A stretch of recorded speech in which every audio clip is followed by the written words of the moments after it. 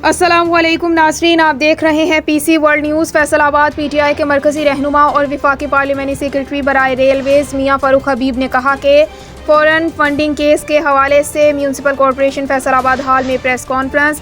फैसलाबाद से मिर्ज़ा हारून की तफसीलात के मुताबिक उन्होंने कहा, पीटीआई को फ़ौरन फंडिंग का ताना देने वाले पहले अपने ख़ानदान को देखें, क्योंकि उनके पार्टी फंड्स में ठेकेदारों ने पैसे जमा कराए और उनके पार्टी अकाउंट्स में मनी लॉन्ड्रिंग का पैसा आया। इसी तरह उनके कारोबार और पैसे बैरून मुल्क हैं। उनकी लूटी हुई दौलत मुल्क से बाहर है, जिसकी वजह से ये लोग अपना हिसाब देने से डर रहे हैं। उन्होंने कहा, वो मरियम सफदर से कहते हैं कि वो बताएं कि कहां से उनके अपने अकाउंट में करोड़ों रुपए की रकम आई है, लिहाजा अपने ज़राए लेकर आ जाएं। कहाँ हैं वो ज़राए जिनसे PMLN के अकाउंट में करोड़ों रुपए आए और वो उसकी गुज़श्ता 4 सालों से रसीदें नहीं दिखा सकी। सबसे पहले नवाज शरीफ ने फ़ौरन फंडिंग की थी और बेनज़ीर भुट्टो शहीद ने अपनी किताब में इंकशाफ किया था। बिलावल सरदारी अपनी आंखें खोलें और अपना हिसाब दें, लेकिन ये अपना हिसाब देने के लिए डर रहे हैं। पहले उन्होंने इस्तीफ़ों का ऐलान किया और अब इस्तीफ़े देते देते ज़िमनी समेत सेनेट इलेक्शन लड़ने चले थे।